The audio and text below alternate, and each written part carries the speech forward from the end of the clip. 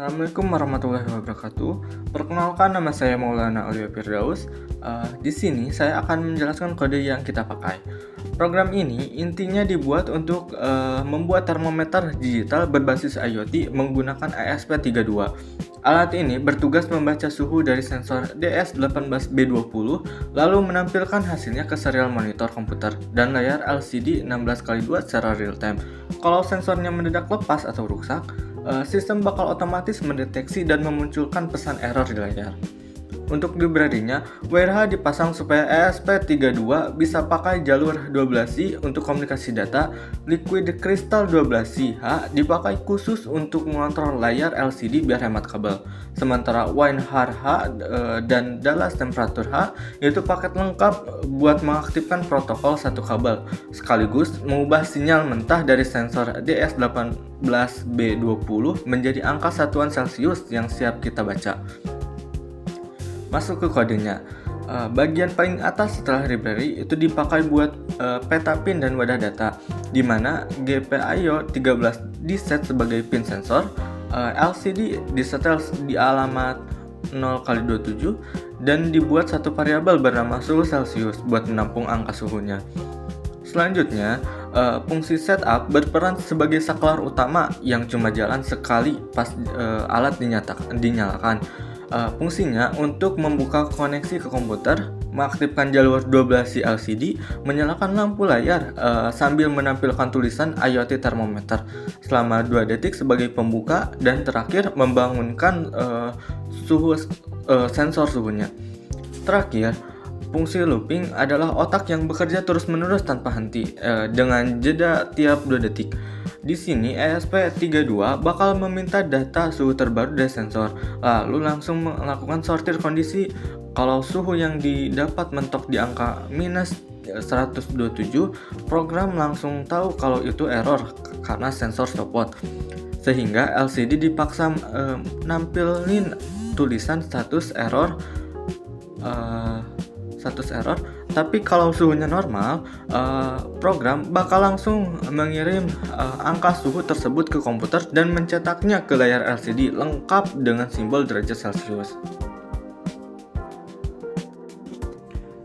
Maka awal kita melakukan penghubungan antara kabel GND dan VCC kepada breadboard.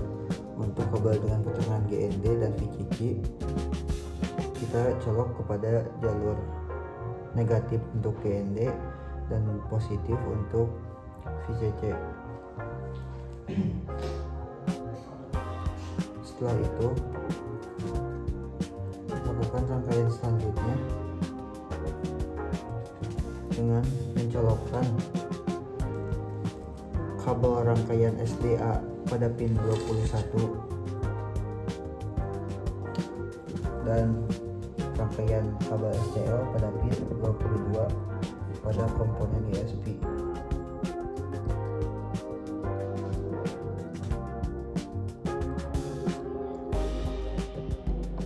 Selanjutnya, kita melakukan penghubungan sensor DS dengan keterangan data ke pin 13 pada komponen USB.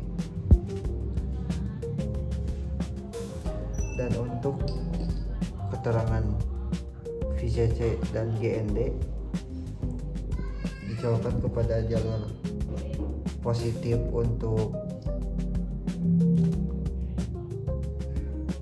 VCC dan keterangan negatif untuk GND.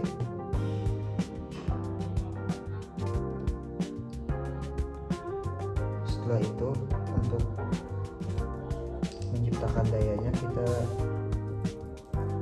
hubungkan kabel pin 5 volt yang ada pada komponen USB ke breadboard dengan keterangan positif. Dan untuk keterangan GND, kita hubungkan ke breadboard dengan keterangan negatif. Setelah semua terhubung, bisa langsung menghubungkan dayanya dari laptop dan mengupload program yang disusun oleh rekan saya.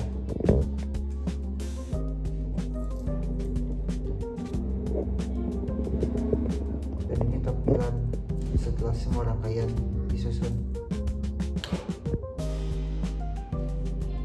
Kita langsung saja tes.